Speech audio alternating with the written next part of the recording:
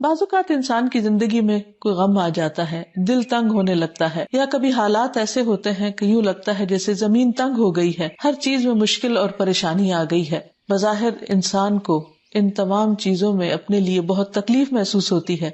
لیکن حقیقت یہ ہے کہ اس کے پیچھے بھی کوئی بڑی مصلحت کار فرما ہوتی ہے۔ بعض اوقات انسان کی اصلاح مطلوب ہوتی ہے، بعض اوقات انسان کے درجات میں بلندی اللہ سبحانہ وتعالیٰ نے لکھ رکھی ہوتی ہے۔ انسان کبھی اپنے نیک عمل کی وجہ سے اس مقام تک نہیں پہنچ سکتا جو اللہ تعالیٰ نے اس کے لیے لکھ رکھا ہوتا ہے۔ ایسے میں انسان کی زندگی میں کوئی نہ کوئی ایسی آزمائش آ جاتی ہے جس پر وہ صبر کرتا ہے، اللہ تعالیٰ کی رضا پر راضی رہتا ہے، اور اس طرح اس کے درجات بلند ہونے لگتے ہیں۔ لیکن انسان کو ہمیشہ اس بات پر یقین رکھنا چاہیے کہ جو کچھ بھی ہوتا ہے وہ اللہ سبحانہ وتعالیٰ کی حکمت اور مصلحت کے تحت ہوتا ہے، اور ایسا کرنا سراسر عدل پر مبنی ہے۔ اگر وہ کسی کو وسعت کے بعد تنگی دیتا ہے تو یہ اس کا ظلم نہیں ہے، یہ اس کا اپنا فیصلہ ہے، کیونکہ وسعت دینے والا بھی وہی ہے اور تنگی لانے والا بھی وہی ہے۔ وہ جس کے حق میں جو بھی فیصلہ کرتا ہے وہ نیکی اور بھلائی ہی کا کرتا ہے، اور بندوں کے لیے جس میں سے وہ خیر سمجھتا ہے اور اپنا فضل وہ ان کے لیے عام کر دیتا ہے۔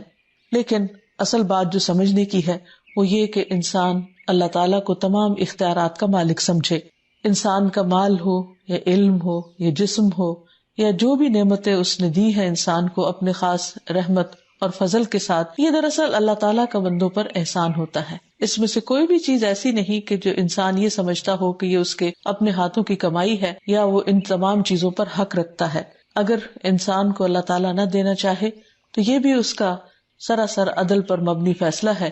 کیونکہ ہر چیز کا اصل مالک وہ خود ہے۔ بیسیکلی لفظ جو قبض ہے اس کا معنی ہوتا ہے کسی چیز کو اکٹھا کرنا اور اس کو سکیڑنا، مٹھی میں لے لینا، قبضے میں لے لینا یا ملکیت میں لے لینا۔ تو ان تمام معنوں میں ہم دیکھتے ہیں کہ اللہ سبحانہ وتعالیٰ جس چیز کو چاہے وسعت دے اور جس چیز کو چاہے سکیڑ دے، اور جس چیز کو چاہے اپنی مٹھی میں لے اور جس چیز کو چاہے پھیلا دے۔ بہرحال یہ اس کی اپنی حکمت اور اس کا اپنا فیصلہ ہے، لیکن بندے کا یہ ایمان ہونا چاہیے کہ اللہ تعالیٰ کا کوئی بھی کام ظلم پر مبنی نہیں، کیونکہ وہ اپنے بندوں کے ساتھ کبھی بھی ظلم نہیں کرتا اور ظلم کرنے کو پسند بھی نہیں کرتا۔ جب وہ بندوں سے کسی خیر کو روکتا ہے یا کسی مہربانی کو روکتا ہے تو وہ بھی اس کی حکمت پر مبنی ہوتی ہے، وہ اس کے علم اور قدرت پر مبنی ہوتی ہے اور بندوں کے امتحان کے لیے۔ اور اس سے یہ بھی پتہ چلتا ہے کہ اللہ تعالیٰ ہر چیز پر قادر ہے اور اصل طاقت اسی کی ہے۔ ایک روایت میں آتا ہے کہ رسول اللہ صلی اللہ علیہ وسلم نے فرمایا، اللہ تعالیٰ فرماتا ہے کہ اے ابن آدم تو خرچ کر، تجھ پر خرچ کیا جائے گا۔ اور آپ نے یہ بھی فرمایا کہ اللہ تعالیٰ کا دایاں ہاتھ بھرا ہوا ہے اور رات دن کی فیاضی سے اس میں کمی واقع نہیں ہوتی۔ کیا تم دیکھتے نہیں کہ اس نے آسمان و زمین کی پیدائش سے لے کر اب تک کتنی فیاضی کی ہے؟ وہ دن رات دیتا ہی چلا جا رہا ہے، لیکن اس کے ہاتھ میں کوئی کمی واقع نہیں ہوئی۔ اور پھر فرمایا کہ اللہ تعالیٰ کا عرش پانی پر تھا اور اس کے دوسرے ہاتھ میں روکنے کی قدرت ہے، جسے چاہتا ہے بلند کرتا ہے اور جسے چاہتا ہے پست کر دیتا ہے۔ یعنی اس حدیث سے دو تین باتیں پتہ چلتی ہیں۔ ایک بات تو یہ پتہ چلتی ہے کہ بعض اوقات انسان کے حالات میں تنگی اس کے اپنے اعمال کی وجہ سے بھی ہوتی ہے، اور اس کے برعکس فراخی اس کی کسی نیکی کی وجہ سے بھی ہوتی ہے۔ جیسے یہاں پر یہ بتایا گیا ہے کہ اے ابن آدم تو خرچ کر، تجھ پر خرچ کیا جائے گا، یعنی تو دوسروں کے لیے رزق کے دروازے کھول دے تو تیرے لیے دروازے کھول دیے جائیں گے۔ اور بعض اوقات انسان دوسروں پہ بند کرتا ہے تو اللہ تعالیٰ اس کے حالات میں تنگی پیدا کر دیتا ہے، جیسے نبی صلی اللہ علیہ وسلم نے حضرت اسماء سے کہا تھا کہ لا تو کی فیو کا علیہ کی، تو مت روکنا ورنہ تم پر روک دیا جائے گا، یعنی دوسروں کے ساتھ خیر اور بھلائی اور فیاضی کا معاملہ کرتے رہو۔ دوسری بات یہ ہے کہ اللہ سبحانہ وتعالیٰ بعض اوقات ایک شخص کو زیادہ دیتا ہے اور بعض اوقات اس سے روک کر دوسرے کو زیادہ دیتا ہے، اور بعض اوقات بعض اقوام کو زیادہ نوازتا ہے بعض کے مقابلے میں، لیکن اس کا دینا بھی امتحان کا ہے اور اس کا روک لینا بھی دراصل امتحان ہے۔ دوسری بات یہ ہے کہ ایسا نہیں اس کے پاس سپلائی میں کوئی کمی واقع ہو جاتی ہے یا اس کے پاس نہیں ہوتا تو وہ اس وجہ سے نہیں دے سکتا، وہ ہر حال میں دے سکتا ہے اور دیتا ہے، لیکن یہ وجہ اسی کو معلوم ہوتی ہے کہ وہ کسی سے کیوں روک رہا ہے، اور پھر جس کو چاہتا ہے بلندی عطا کرتا ہے اور جس کو چاہتا ہے وہ پست کر دیتا ہے۔ پھر اسی طرح کچھ اسباب اور بھی ایسے ہوتے ہیں کہ جن کی بنیاد پر تنگی واقع ہو جاتی ہے، اور بعض اسباب ایسے ہوتے ہیں کہ جن پر انسان کے لیے کشادگی ہو جاتی ہے، یعنی جن کی وجہ سے اللہ تعالیٰ فرماتے ہیں قل ان الفضل بید اللہ یؤتیہ من یشاء واللہ واسع علیم، آپ کہہ دیجئے کہ بے شک فضل اللہ کے ہاتھ میں ہے، یعنی سارا اختیار تو اللہ کے ہاتھ میں ہے، جس پر جتنا چاہے کر دے، یؤتیہ من یشاء، وہ جس کو چاہتا ہے عطا کرتا ہے، اور اللہ تعالیٰ وسعت والا ہے، علم والا ہے،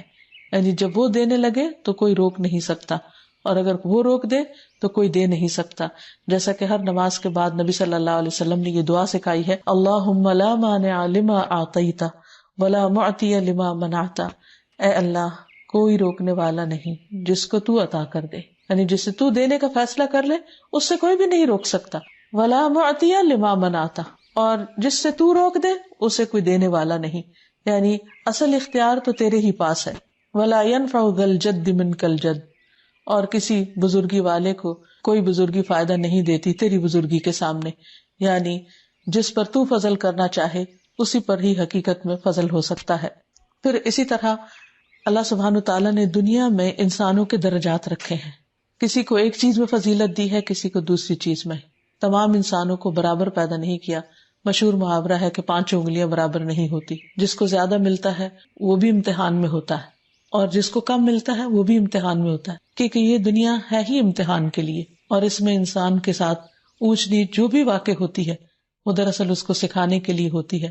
اور اللہ سبحانہ تعالیٰ کی طرف پلٹانے کے لیے. قرآن مجید میں اللہ تعالیٰ فرماتے ہیں وَنَبْلُوكُمْ بِالْخَيْرِ وَالشَّرِّ فِتْنَةً، کہ ہم تمہیں اچھے برے حالات کے ساتھ آزماتے رہیں گے، یعنی کبھی انسان کے اوپر وسعت ہوگی اور کبھی تنگی ہوگی. یہ تنگی جسم میں، مال میں، علم میں اور انسان کے احساسات اور جذبات کے اعتبار سے ہے. پھر اسی طرح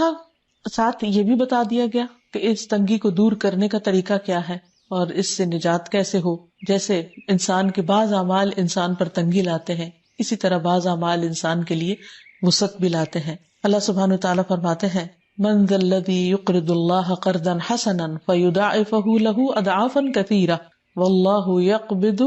ویبسط والیہ ترجعون. کون ہے وہ جو اللہ کو قرض حسنہ دے، یعنی اللہ کے راستے میں مال خرچ کرے تو اللہ تعالیٰ اسے کئی گنا بڑھا چڑھا کر عطا کرے،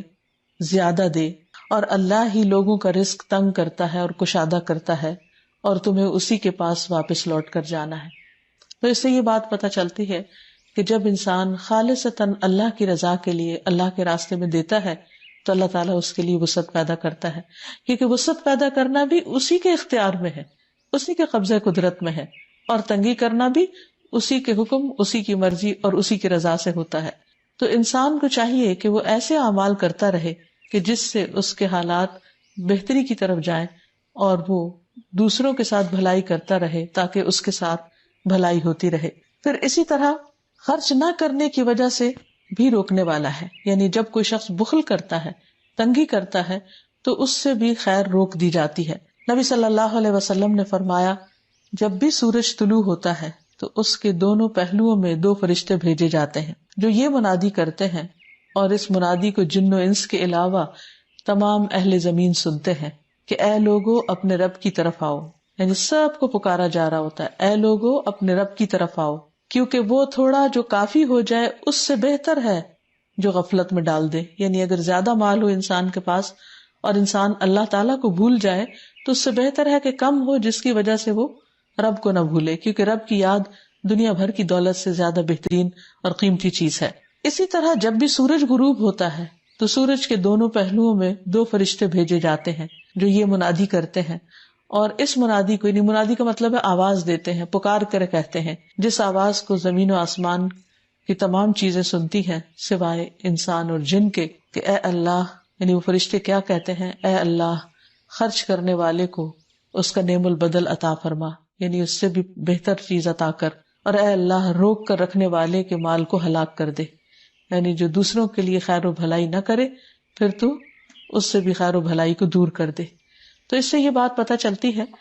کہ جہاں ایک طرف اللہ تعالیٰ کی حکمت اور مصلحت ہوتی ہے روکنے میں، وہاں دوسری طرف انسان کے کچھ اعمال بھی ایسے ہوتے ہیں جن کی وجہ سے رزق میں تنگی ہونے لگتی ہے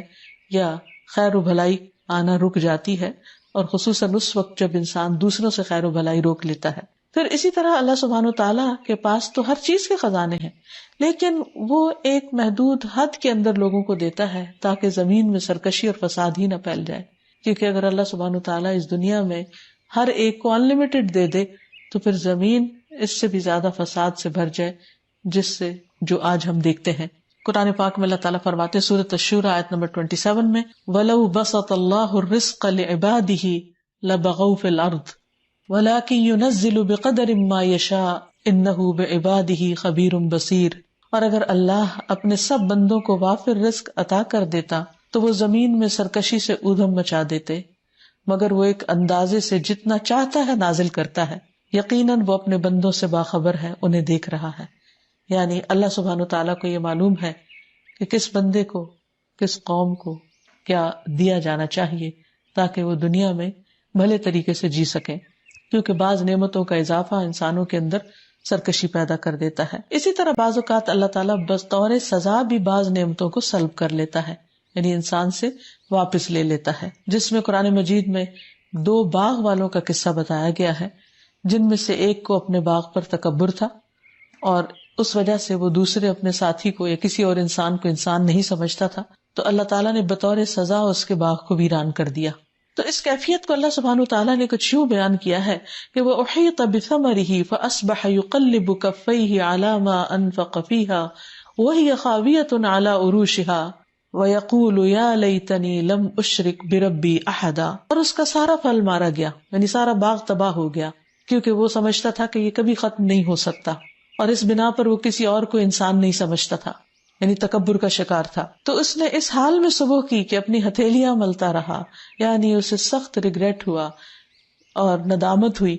کہ اس کی سوچ غلط تھی، اور اس پر جو اس نے اس میں خرچ کیا تھا، کہ جو بھی اس نے انویسٹ کیا وہ سارے کا سارا مارا گیا، اور وہ اپنی چھتوں سمیت گرا ہوا تھا اور کہتا تھا اے کاش میں اپنے رب کے ساتھ کسی اور کو شریک نہ کرتا. پھر اسی طرح ایک اور قصہ بھی ملتا ہے سورۃ القلم میں. اللہ تعالیٰ فرماتے ہیں انا بلوناہم کما بلونا اصحاب الجنہ. ان مکہ والوں کو ہم نے اسی طرح آزمایا ہے جیسے باغ والوں کو آزمایا. اذ اقسموا لیسرمنہا مصبحین ولا یستثنون فطاف علیہا طائف من ربک وہم نائمون فاصبحت کالصریم. جب انہوں نے قسمیں کھائیں کہ وہ صبح سویرے ہی باغ کا پھل حاصل کر لیں گے، توڑ لیں گے، اور وہ کوئی بھی استثناء نہیں کر رہے تھے، وہ سمجھ رہے تھے کہ صبح پہنچ کر وہ سارا پھل ہمارے کنٹرول میں ہے اور ہم اس کو لے لیں گے. پھر آپ کے رب کی طرف سے ایک آفت اس باغ پر پھر گئی جبکہ وہ بھی سوئے ہوئے تھے، اور باغ یوں ہو گیا جیسے کٹی ہوئی کھیتی. اصل میں وہ کسی اور کو اس خیر میں شریک نہیں کرنا چاہتے تھے، یتیموں اور مسکینوں کو نہیں دینا چاہتے تھے، اس لیے رات کے اندھیرے میں ہی پورے باغ کا پھل توڑ کر پورا فائدہ اٹھانا چاہتے. تو انسان بعض اوقات اللہ تعالیٰ اس کو کوئی اختیار دیتا ہے تو وہ یہ سمجھنے لگتا ہے کہ شاید اللہ تعالیٰ کے اختیارات بھی اس کے پاس آ گئے ہیں اور وہ جو چاہے کر سکتا ہے. تو پھر انسان کی آزمائش وہیں سے شروع ہو جاتی ہے. ہمیشہ انسان کے پاس جو کچھ بھی ہو اسے یہی سوچنا چاہیے کہ یہ سب اللہ تعالیٰ کا ہے، اسی کا دیا ہوا ہے، اور میرے پاس ایک امانت ہے. وہ یہ دیکھ رہا ہے کہ میں اس کو پا کر کرتا کیا ہوں. اور اگر انسان تکبر کا شکار ہو یا یہ سمجھے کہ اس مال میں یا جو بھی اس کو صلاحیت ملی ہے، خائل میں یا کچھ بھی اور، کسی اور کا کچھ حصہ نہیں، تو اللہ تعالیٰ دنیا میں ہی بندے کو آزما لیتا ہے. اور یہ تو ایک حقیقت ہے کہ اللہ تعالیٰ نے اعلان کر رکھا ہے کہ لئن شکرتم لأزیدنکم، اگر تم شکریہ ادا کرو گے اللہ کا بھی اور بندوں کا بھی تو تمہیں نعمتیں اور زیادہ دوں گا. ولئن کفرتم، اور اگر تم نے ناشکری کی، ان عذابی لشدید، تو میرا عذاب بھی بہت سخت. اور اس سلسلے میں قرآن مجید میں ایک مشہور واقعہ آتا ہے قوم سبا کا، کہ جو بہت ہی مالدار قوم تھی. کہا جاتا ہے کہ ان کی انگیٹھیوں میں عود کی لکڑیاں جلتی تھی، جو انتہائی مہنگی قسم کی خوشبو ہے، لیکن اس پر وہ اپنے کھانے پکاتے تھے اور اسے عام استعمال میں لاتے تھے کیونکہ بکثرت ان کو وہاں میسر تھی. تو اللہ تعالیٰ فرماتے ہیں کہ لَقَدْ كَانَ لِلسَّبْعٍ فِي مَسْكَنِهِمْ آيَةٌ جَنَّتَانِ عَنْ يَمِينٍ وَشِمَالٍ كُلُوا مِن رِّزْقِ رَبِّكُمْ وَاشْكُرُوا لَهُ بَلْدَةٌ طَيِّبَةٌ وَرَبٌّ غَفُورٌ فَأَعْرَضُوا فَأَرْسَلْنَا عَلَيْهِمْ سَيْلَ الْعَرِمِ وَبَدَّلْنَاهُمْ بِجَنَّتَيْهِمْ جَنَّتَيْنِ ذَوَاتَيْ أُكُلٍ خَمْطٍ وَأَثْلٍ وَشَيْءٍ مِّن سِدْرٍ قَلِيلٍ ذَلِكَ جَزَيْنَاهُمْ بِمَا كَفَرُوا وَهَلْ نُجَازِي إِلَّا الْكَفُورَ. قوم سبا کے لیے ان کے مسکن ہی میں ایک نشانی موجود تھی، یعنی جہاں وہ رہتے تھے وہیں ایک نشانی تھی۔ اس مسکن کے دائیں اور بائیں 2 باغ تھے۔ ہم نے انہیں کہا تھا کہ اپنے رب کا دیا ہوا رزق کھاؤ اور اس کا شکر ادا کرو، پاکیزہ اور ستھرا شہر یعنی رہنے کے لیے، اور معاف کرنے والا رب۔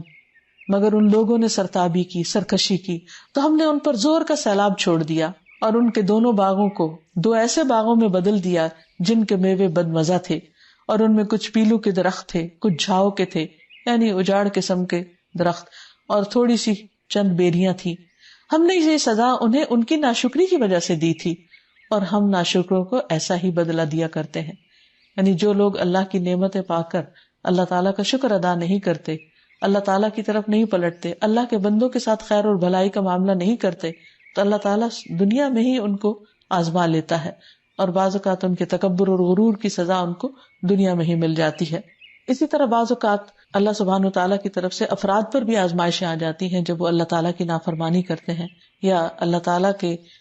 دی ہوئی صلاحیتوں کو صحیح طور پر استعمال نہیں کرتے۔ ایک آدمی رسول اللہ صلی اللہ علیہ وسلم کی خدمت میں بیٹھا ہوا تھا اور کھانے کا وقت تھا۔ جب کھانا شروع ہوا تو اس نے بائیں ہاتھ سے کھانا شروع کیا۔ آپ صلی اللہ علیہ وسلم نے فرمایا کہ دائیں ہاتھ سے کھاؤ۔ اس نے کہا کہ میں اس کی استطاعت نہیں رکھتا، میں نہیں کھا سکتا۔ آپ نے فرمایا تم کھا بھی نہیں سکو گے۔ اس کو صرف تکبر نے روکا تھا، ایسا نہیں تھا کہ وہ کھا نہیں سکتا تھا، اس نے اس کو اپنی شان کے خلاف سمجھا۔ راوی کہتے ہیں کہ اس کے بعد اس کا دایاں ہاتھ کبھی بھی اس کے منہ تک نہیں پہنچا، یعنی اللہ تعالیٰ نے اس سے وہ صلاحیت لے لی، روک لی، قبض کر لی۔ پھر اسی طرح بعض اوقات اللہ تعالیٰ انسان سے دیگر نعمتیں بھی لے لیتا ہے، مثلا صحت کی نعمت، اور اس میں انسان کا بعض اوقات امتحان بھی ہوتا ہے۔ سعید کہتے ہیں کہ میں سلمان کے ساتھ کندہ کے ایک مریض کی عیادت کے لیے گیا۔ جو وہ مریض کے پاس آئے تو انہوں نے کہا خوش ہو جاؤ، مومن کے مرض کو اللہ تعالیٰ کفارہ اور اپنی رضا کا سبب بنا دیتے ہیں، اور فاجر کا مرض ایسا ہے جیسے اونٹ کے اس کے مالک نے اسے باندھ دیا اور اس کے بعد چھوڑ دیا، اور اسے خبر نہیں کہ کیوں باندھا اور کیوں ہنکا دیا۔ یعنی مومن کے لیے صحت کا جانا ایک امتحان ہے، لیکن فاجر اور نافرمان شخص کے لیے اس صحت کا جانا، اس کو یہ بھی نہیں پتا ہوتا کہ یہ میرے ساتھ ہوا کیوں ہے۔ لیکن ہمیشہ انسان کو اس بات سے ڈرتے رہنا چاہیے کہ اس کی نعمتیں چلی نہ جائیں۔ نعمتوں میں صاحب علم لوگوں کا دنیا میں ہونا بھی ایک اللہ تعالیٰ کی بہت بڑی عنایت ہے، لیکن ایک وقت ایسا آئے گا کہ حدیث میں آتا ہے کہ جب اچھے لوگ اٹھا لیے جائیں گے اور ایک کے بعد ایک عالم ختم ہوتے جائیں گے، اللہ تعالیٰ ان کی روح قبض کرتے چلے جائیں گے،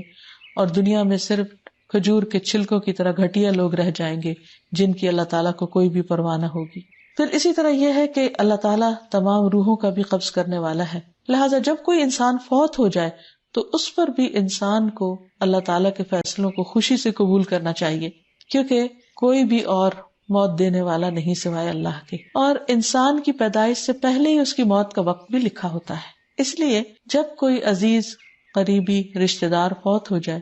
اور جس کی وفات بہت بڑے صدمے کا سبب ہو، تو اس وقت اللہ تعالیٰ کی یہ صفت یاد کر لینی چاہیے کہ اس کی روح کو قبض کرنے والا، اس کی زندگی کو ختم کرنے والا اللہ ہی ہے، جو رب العزت ہے اور جس کا ہر فیصلہ بھلائی پر مبنی ہے۔ اس طرح انسان کا غم ہلکا ہو جاتا ہے اور اسے اللہ تعالیٰ کے فیصلوں پر اعتراض نہیں ہوتا، اور وہ اللہ تعالیٰ کی ناراضگی کی باتیں زبان سے نہیں نکالتا۔ لیکن جب انسان ایسا نہیں سمجھتا، یہ یقین نہیں رکھتا، تو بعض اوقات وہ بیماری کو، بعض اوقات کسی ڈاکٹر کو، بعض اوقات کسی اور سبب کو ملامت کرتا رہتا ہے کہ اس کی وجہ سے کوئی انسان دنیا سے چلا گیا ہے۔ ٹھیک ہے، ہر چیز اسباب کے پردے میں ہوتی ہے، لیکن انسان کو یہ یاد رہے کہ اصل میں زندگی اللہ تعالیٰ کی ایک نعمت ہے، جب تک وہ چاہے عطا کرے اور جب چاہے لے لے، اور کوئی بھی چیز اس کے جانے کا بہانہ بن جائے۔ اب یہ ہے کہ کسی بھی چیز کو قبض کرنا، اپنی مٹھی میں لینا، اس کو واپس لے لینا، یہ اللہ سبحانہ و تعالیٰ کی ایک صفت ہے، لیکن کس طرح یہ کام ہوتا ہے، اس کا طریقہ کیا ہے، اس کو ہم نہیں جانتے، یعنی ہم اس کی کیفیت نہیں بتا سکتے۔ اسی طرح کسی چیز کے ساتھ ہم اس کو تشبیہ نہیں دے سکتے، اور نہ ہی ہم اس کا انکار کر سکتے ہیں، کیونکہ جو چیزیں اللہ تعالیٰ نے اپنے بارے میں خود بتا دی ہیں، ہماری ذمہ داری یہ بنتی ہے کہ ہم ان پر ایمان لانے والے ہوں۔ اگر اللہ تعالیٰ مٹھی کا ذکر کرتے ہیں یا اپنے ہاتھ کا ذکر کرتے ہیں تو ہم اس پر ایمان رکھتے ہیں کہ ہاں، اس کا ہاتھ اور اس کی مٹھی جیسے اس کے جلال اور شان کے لائق ہے، وہ ویسی ہی ہے، اور اسی طرح ہم اس کو مانتے ہیں۔ اور اس کا ذکر متعدد آیات اور احادیث وغیرہ میں بھی ہوتا ہے. مثلاً اللہ سبحانہ وتعالیٰ نے آدم علیہ السلام کی تخلیق کا ذکر کرتے ہوئے قرآن مجید میں فرمایا قال یا ابلیس ما منعک ان تسجد لما خلقت بیدی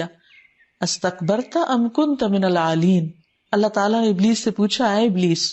جس انسان کو میں نے اپنے ہاتھوں سے بنایا اسے سجدہ کرنے سے تجھے کس بات نے روک دیا؟ کیا تو بڑا بننا چاہتا ہے یا تو ہے ہی اونچا درجہ رکھنے والوں میں سے؟ یعنی تو سمجھتا کیا ہے خود کو؟ یعنی تم اللہ کے حکم پر جھکے کیوں نہیں؟ تو اس میں اللہ سبحانہ وتعالیٰ نے آدم علیہ السلام کو اپنے ہاتھ سے بنانے کا ذکر کیا. اس سے یہ بات بھی پتہ چلتی ہے کہ اللہ تعالیٰ نے ان کو کتنی عزت بخشی، جیسے کہ قرآن مجید میں آتا ہے وَلَقَدْ كَرَّمْنَا بَنِي آدم، ہم نے بنی آدم کو عزت و اکرام بخشا. تو جب اللہ تعالیٰ نے انسان کو عزت بخشی تو انسان کو بھی چاہیے کہ وہ اللہ سبحانہ وتعالیٰ کو آنر دے، عزت دے، اس کے کرم کو سمجھتے ہوئے اس کی مرضی کے مطابق اپنی زندگی بسر کرے. اسی طرح یہ بات ہمیں ایک حدیث سے بھی پتہ چلتی ہے کہ اللہ تعالیٰ نے آدم علیہ السلام کو اپنے ہاتھ سے پیدا کیا. ابو موسیٰ اشعری رضی اللہ عنہ کہتے ہیں کہ رسول اللہ صلی اللہ علیہ وسلم نے فرمایا اللہ تعالیٰ نے آدم کو ایک مٹھی مٹی سے پیدا کیا جس کو اس نے ساری زمین سے لیا تھا. چنانچہ آدم کی اولاد اپنی مٹی کی مناسبت سے مختلف رنگ کی ہے، کوئی سفید، کوئی سرخ، کوئی کالا، کوئی ان کے درمیان کا، کوئی نرم خو تو کوئی درست خو، کوئی سخت گیر، کوئی خبیث تو کوئی پاک باز، یعنی جیسی مٹی ویسا خمیر. پھر اسی طرح اللہ سبحانہ وتعالیٰ نے اپنے ہاتھ کا ذکر ایک اور جگہ پر بھی کیا. ابو ہریرہ کہتے ہیں کہ رسول اللہ صلی اللہ علیہ وسلم نے فرمایا تمہارے رب نے مخلوق کی تخلیق سے پہلے اپنے آپ پر اپنے ہاتھ سے لکھ لیا تھا کہ میری رحمت میرے غصے سے آگے ہے. یعنی اللہ سبحانہ وتعالیٰ نے اپنے ہاتھ سے لکھا بھی. پھر اللہ تعالیٰ نے اپنے ہاتھ سے کائنات کو بنایا. سورۃ یاسین میں آتا ہے اولم یروا انا خلقنا لهم مما عملت ایدینا انعاما فهم لها مالکون. کیا وہ دیکھتے نہیں کہ جو چیزیں ہم نے اپنے ہاتھوں سے بنائی ہیں ان میں سے ہم نے ان کے لیے چوپائے پیدا کیے اور اب یہ ان کے مالک ہیں. یعنی انسان کی ضرورت کی چیزیں بھی اللہ تعالیٰ نے اپنے ہاتھوں سے بنائی. تورات کو بھی اللہ تعالیٰ نے اپنے ہاتھ سے لکھا. آدم علیہ السلام نے کہا موسیٰ علیہ السلام کو کہ اللہ تعالیٰ نے آپ کو ہم کلامی کے لیے چنا اور آپ کے لیے اپنے ہاتھ سے تورات لکھی، یعنی آپ کو یہ اعزاز بخشا. پھر اسی طرح بندوں کے دل اللہ کی انگلیوں کے درمیان ہے، اس سے بھی اللہ تعالیٰ کے ہاتھ کا اس بات ہوتا ہے. پھر اسی طرح اللہ تعالیٰ بہترین صدقے کو، یہ جو طیب مال سے صدقہ دیا جاتا ہے، اس کو اپنی ہتھیلی پر رکھتا ہے. حدیث میں آتا ہے آپ صلی اللہ علیہ وسلم نے فرمایا جو شخص پاکیزہ مال میں سے جو بھی صدقہ کرتا ہے اور اللہ تعالیٰ پاکیزہ چیز کو ہی قبول کرتا ہے تو رحمان اس چیز کو اپنے دائیں ہاتھ میں لے لیتا ہے، اور اگر وہ کھجور ہو تو اس طرح وہ رحمان کی ہتھیلی میں نشو نما پاتی ہے. اب کیسے یہ ہم نہیں جانتے، ہمیں جیسے بتایا گیا ہم پر لازم ہے کہ ہم اس پر ایسے ہی ایمان لیں، اور یہ صحیح مسلم کی حدیث ہے. یہاں تک کہ پہاڑ سے بھی بڑی ہو جاتی، یعنی اللہ سبحانہ تعالیٰ اس میں اتنی برکت ڈالتا ہے جس طرح تم میں سے کوئی شخص اپنے گھوڑے کے بچے کی پرورش کرتا ہے. تو اس سے بھی اللہ سبحانہ تعالیٰ کی ہتھیلی کا ذکر ملتا ہے. پھر قیامت کے دن اللہ تعالیٰ زمین و آسمان کو اپنے ہاتھ میں لپیٹ لیں گے. قرآن مجید میں اللہ تعالیٰ فرماتے ہیں وَمَا قَدَرُ اللَّهَ حَقَّ قَدْرِهِ وَالْأَرْضُ جَمِيعًا قَبْضَتُهُ يَوْمَ الْقِيَامَةِ وَالسَّمَاوَاتُ مَطْوِيَّاتٌ بِيَمِينِهِ سُبْحَانَهُ وَتَعَالَى عَمَّا يُشْرِكُونَ. ان لوگوں نے اللہ کی قدر نہیں کی جیسا کہ اس کی قدر کرنے کا حق ہے. قیامت کے دن ساری زمین اس کی مٹھی میں ہوگی اور تمام آسمان اس کے دائیں ہاتھ میں لپیٹے ہوئے ہوں گے. وہ ان باتوں سے پاک اور بالا تر ہے جو یہ لوگ شریک ٹھہراتے ہیں، یعنی اس کے ساتھ شرک کرتے ہیں. اسی طرح بعض روایات سے بھی پتہ چلتا ہے کہ ایک شخص نبی صلی اللہ علیہ وسلم کے پاس آیا اور کہنے لگا اے محمد ہم تورات میں پاتے ہیں کہ اللہ تعالیٰ آسمانوں کو ایک انگلی پر رکھے گا، یعنی اللہ تعالیٰ کی انگلیوں کا بھی ذکر ہے اور ایک انگلی پر رکھے گا. اسی طرح زمین کو ایک انگلی پر، درختوں کو ایک انگلی پر، پانی اور مٹی کو ایک انگلی پر، اور تمام مخلوقات کو یعنی باقی مخلوقات کو ایک انگلی پر رکھے گا اور پھر فرمائے گا کہ میں ہی بادشاہ ہوں. تو اس پر آپ صلی اللہ علیہ وسلم ہنس دیے اور آپ کے سامنے کے دانت بھی دکھائی دینے لگے. تو آپ کا یہ ہنسنا دراصل اس یہودی عالم کے علم کی تصدیق میں تھا. پھر آپ نے یہ آیت تلاوت کی وما قدر اللہ حق قدرہ، انہوں نے اللہ کی قدر نہیں کی جیسا کہ قدر کرنے کا حق ہے. والارض جمیعا قبضتہ یوم القیامہ، زمین ساری کی ساری اس کی مٹھی میں ہوگی قیامت کے دن. یعنی ہر چیز پر آج بھی اللہ کا کنٹرول ہے اور کل قیامت کے دن بھی اللہ سبحانہ تعالیٰ ہی کا کنٹرول ہوگا. پھر اسی طرح ایک اور روایت میں آتا ہے کہ رسول اللہ صلی اللہ علیہ وسلم جب منبر پر تھے تو اس وقت یہ بات سب لوگوں کو بتا رہے تھے کہ اللہ جبار اپنے آسمان اور زمین کو ہاتھ میں لے لیں گے، یعنی قیامت کے دن، اور مٹھی بند کی اور اسے کھولنے لگے، پھر فرمائیں گے میں ہوں جبار، کہاں ہے جبار، کہاں ہے تکبر کرنے والے۔ راوی کہتے ہیں کہ رسول اللہ صلی اللہ علیہ وسلم دائیں اور بائیں جھک رہے تھے، حتیٰ کہ میں نے دیکھا کہ ممبر تک نیچے ہل رہا ہے، مجھے اندیشہ ہوا کہ کہیں یہ گر نہ پڑے رسول اللہ صلی اللہ علیہ وسلم کو ساتھ لے کر۔ یعنی اس وقت آپ کی کیفیت ایسی تھی کہ وہ قیامت کا نقشہ آپ کے سامنے آ رہا تھا، اور آپ اس کے خوف کی وجہ سے ایک طرح سے خود بھی لرز رہے تھے اور لوگوں کو بھی بتا رہے تھے کہ قیامت کے دن اللہ تعالیٰ کے اقتدار اور اختیار کا کیا عالم ہوگا۔ تو آپ دیکھیے کہ اگر ہر چیز اللہ کے قبضہ قدرت میں ہے اور القابض وہی ہے، تو پھر ہمیں کس طرح کا معاملہ کرنا چاہیے، اور اس کی ملکیت کو اور اس کے قبضہ قدرت کو مان جانا چاہیے، اور اپنے آپ کو بندگی کے لیے اللہ کے سپرد کر دینا چاہیے۔ پھر اسی طرح یہ ہے کہ اللہ سبحانہ تعالیٰ سے انسان کو دعا بھی مانگتے رہنا چاہیے، اور جب دعا مانگے تو اس وقت اس بات کا یقین ہو کہ وہی دینے والا ہے، وہی رحمت کرنے والا ہے، وہی دے تو مجھے مل سکتا ہے، اور اگر وہ روک لے تو کوئی اور دے نہیں سکتا۔ اور خصوصاً وہ دعا کہ اللہم لا مانع لما آتیت ولا معطی لما منعت ولا ينفع ذا الجد منک الجد۔ ہر نماز کے بعد یہ دعا پڑھتے رہنا چاہیے، اور اس بات پر یقین رکھنا چاہیے کہ اگر اللہ تعالیٰ دے تو کوئی اور روک نہیں سکتا۔ جیسا کہ ایک اور حدیث سے ہمیں پتہ چلتا ہے کہ نبی صلی اللہ علیہ وسلم نے حضرت ابن عباس کو، اپنے چچا کے بیٹے کو خاص طور پر یہ نصیحت کی تھی کہ اے بیٹے جان رکھو، اگر ساری دنیا بھی مل کر تمہیں کوئی فائدہ دینا چاہے تو فائدہ نہیں دے سکتی جب تک کہ اللہ تعالیٰ نہ چاہے، سوائے اس کے کہ جو اللہ نے تمہارے لیے لکھ دیا، اور اگر سارے مل کر تمہیں کوئی نقصان دینا چاہیں تو تمہیں نقصان نہیں دے سکتے سوائے اس کے جو اللہ نے تمہارے لیے لکھ دیا۔ قلم اٹھا لیے گئے، صحیفے خشک ہو گئے۔ تو اس سے بھی یہ پتہ چلتا ہے کہ انسان کو اللہ سبحانہ تعالیٰ پر مکمل بھروسہ ہونا چاہیے، اس کے کنٹرول اور اس کے اختیار اور اس کے قبضہ قدرت پر پورا یقین ہونا چاہیے،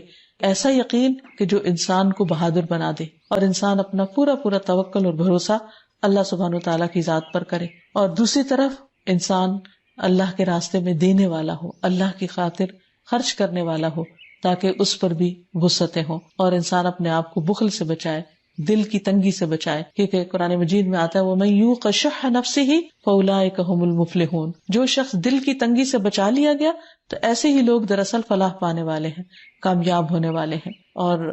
ظاہر ہے کہ جو لوگ بخل کرتے ہیں، دلوں کے تنگ ہوتے ہیں، دوسروں کو معاف نہیں کرتے، باتیں دل میں رکھ لیتے ہیں، خود بھی سینے کی گھٹن کا شکار ہوتے ہیں اور دوسروں کے لیے بھی ماحول کو پراگندہ کرتے ہیں، ایسے کام کرنے والے دراصل اللہ تعالیٰ کی پسند کا کام نہیں کرتے۔ تو ہمیں ہر طرح کی تنگی سے اپنے آپ کو بچانا چاہیے، اور پھر یہ ہے کہ تقدیر پر راضی رہنا چاہیے، کیونکہ اللہ سبحانہ تعالیٰ نے ہی انسان کے حق میں جو لکھا وہ بہترین لکھا، اور کسی پر بھی ظلم نہیں کیا۔ انسان جب اس کے حالات تنگ ہونے لگے تو یہ بات یاد رکھے کہ قُل لَن يُصِيبَنَا إِلَّا مَا كَتَبَ اللَّهُ لَنَا، آپ کہہ دیجئے کہ ہمیں کچھ ایسا نہیں پہنچ سکتا مگر جو اللہ نے ہمارے لیے لکھ دیا، اور اس کے لکھنے میں بھی بھلائی ہے۔ اور پھر انسان یوں تنگی آنے پر بھی راضی رہتا ہے۔ نبی صلی اللہ علیہ وسلم نے فرمایا زیادہ ثواب بڑی آزمائش کے ساتھ ہے، اور بے شک اللہ تعالیٰ جب کسی قوم سے محبت کرتا ہے تو انہیں آزمائش میں مبتلا کر دیتا ہے، جو راضی ہو جائے اس سے راضی ہوتا ہے، اور جو ناراض ہو اس سے وہ ناراض ہوتا ہے۔ پھر اسی طرح تنگی پر صبر اور خوشحالی پر شکر، یہی مومن کے شایان شان ہے۔ اور جو شخص تکلیف آنے پر صبر کرتا ہے اور اچھا ملنے پر شکر کرتا ہے وہ اللہ تعالیٰ کا محبوب بن جاتا ہے۔ حدیث میں آتا ہے کہ جب میں کسی مومن بندے کی محبوب چیز اس دنیا سے اٹھا لیتا ہوں پھر وہ ثواب کی نیت سے صبر کرتا ہے تو اس کا بدلہ جنت ہے۔ اور اسی طرح جب ایک کانٹا بھی مومن کو چبھتا ہے، تھوڑی سی بھی تکلیف آتی ہے اور اس پر وہ اللہ تعالیٰ کے ساتھ راضی رہتا ہے تو اللہ تعالیٰ بھی اس سے راضی ہوتا ہے۔ تو آخر میں اس بات کا ذکر کرنا چاہوں گی کہ انسان اللہ تعالیٰ کی صفات کو پہچان کر ان پر ایمان لا کر اس کے مطابق اپنے طرز عمل کو بھی بدلنے کی کوشش کرے، اور جب اس کو یقین ہو جائے کہ ہر چیز اللہ کے اختیار میں ہے، وہی کھولنے والا ہے راستوں کو، مشکلات کو، غموں کو اور دکھوں کو، اور وہی دینے والا ہے خوشحالی اور آسانی کو، اور سب چیزیں اسی کے حکم سے طے پاتی ہے، تو پھر نتیجہ کیا ہونا چاہیے کہ انسان زیادہ سے زیادہ اپنے رب کی طرف راغب ہو اور اپنی ساری توقعات اسی سے وابستہ رکھے، اور پھر امیری اور فقیری کہ دونوں کے شر سے اللہ تعالیٰ کی پناہ طلب کرتا رہے۔ اسی طرح بندہ اپنی دعاؤں میں جو نبی صلی اللہ علیہ وسلم کی خصوصاً مانگی ہوئی ہیں ان میں مختلف طرح کے فتنوں سے اپنے آپ کو بچانے کے لیے دعا کرتا رہے۔ جب انسان کا یہ یقین ہو جاتا ہے کہ ہر چیز اللہ تعالیٰ کی طرف سے ہے تو پھر لازمی طور پر اس کی سوچ بدل جاتی ہے، اس کا عمل تبدیل ہو جاتا ہے، اس کا معاملہ اللہ کے ساتھ اور بندوں کے ساتھ بدل جاتا ہے۔ جب سوچ میں تبدیلی آتی ہے تو ہی رویے میں تبدیلی آ سکتی ہے۔ اس لیے انسان ہر حال میں اللہ تعالیٰ کا شکر گزار ہوتا رہے اور اس طرح کے تمام شر سے اپنے آپ کو اللہ کی پناہ میں دیتا رہے۔ نبی صلی اللہ علیہ وسلم ان کلمات کے ساتھ دعا کیا کرتے تھے، اللہم انی اعوذ بک من فتنۃ النار وعذاب النار ومن شر الغنی والفقر۔ اے اللہ، میں تیری پناہ چاہتا ہوں آگ کے فتنے سے، آگ کے عذاب سے، مالداری کے شر سے اور فقیری کے شر سے، کیونکہ ہر چیز کے اندر خیر بھی ہے اور شر بھی ہے، اور اللہ تعالیٰ ہی ہے جو بندے کو ہر طرح کے شر سے محفوظ رکھ سکتا ہے۔ اور پھر یہ بھی ہے کہ بعض اوقات نعمت کا ہونا انسان کے حق میں اچھا نہیں ہوتا، اور بعض اوقات نعمت کا جانا انسان کے حق میں اچھا ثابت ہوتا ہے۔ بہرحال انسان اللہ سے خیر ہی مانگتا رہے۔ نبی صلی اللہ علیہ وسلم کی ایک اور بہت خوبصورت دعا ہے، اللہم انی اعوذ بک من العجز والکسل والجبن والبخل والحرم والقسوۃ والغفلۃ والعیلۃ والذلۃ والمسکنہ واعوذ بک من الفقر والکفر والفسوق والشقاق والنفاق والسمعۃ والریاء واعوذ بک من الصمم والبکم والجنون والجذام والبرص وسیء الاسقام۔ اے اللہ، میں تیری پناہ مانگتا ہوں عاجزی اور سستی، بزدلی اور بخل سے، انتہائی بڑھاپے اور دل کی سختی سے، غفلت سے، مفلسی اور ذلت سے اور ناداری سے، اور میں تیری پناہ مانگتا ہوں محتاجی اور کفر سے، نافرمانی اور مخالفت اور نفاق سے، بری شہرت اور دکھاوے سے، اور میں تیری پناہ مانگتا ہوں بہرے پن، گنگے پن اور پاگل پن سے، کوڑھ، برس اور تمام بری بیماریوں سے۔ کتنی خوبصورت دعا ہے جو انسان کو ہر طرح کے غموں سے آزاد کرنے والی ہے۔ اور پھر آخر میں انسان کو یہ دعا مانگنی چاہیے کہ اللہ تعالیٰ کسی آزمائش کے بغیر ہی موت دینا، اور ہم مرتے وقت تیرے ہی پسندیدہ دین پر دنیا سے رخصت ہو اور تجھے راضی کر کے ہی دنیا سے جائیں۔ تو بہرحال یہ تھی اللہ سبحانہ تعالیٰ کی صفت القابض، کہ اللہ ہی ہے جو ہر چیز پر مکمل کنٹرول رکھتا ہے۔